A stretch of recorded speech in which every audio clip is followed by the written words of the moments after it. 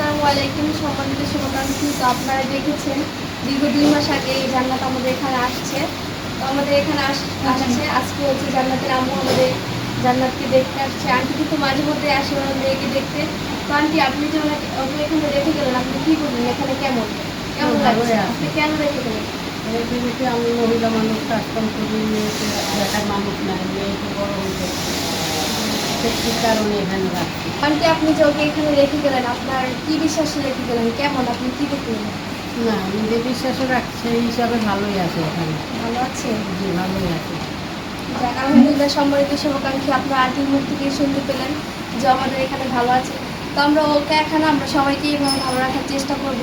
আপনারা যদি চান আমরা ভবিষ্যতে আমাদের এই বৃদ্ধাশ্রমটা অনেক বড় করে তুলব, তো আপনারা বেশি বেশি আমাদেরকে পাশে থাকবেন। আপনারা অন্তত আমাদের ভিডিওটা শেয়ার করে হলেও আমাদের পাশে থাকুন, কারণ আপনার একটা শেয়ার হয়তো বা অনেক উপকার হতে পারে আমাদের। তো আপনারা সকলেই জানেন ফেসবুক থেকে অথবা ইউটিউব থেকে কিছু পেমেন্ট আসে। তো আপনারা বেশি বেশি অনেক তো ভিডিও দেখেন, আপনারা এইসব ভিডিও দেখে একটু লাইক কমেন্ট করবেন।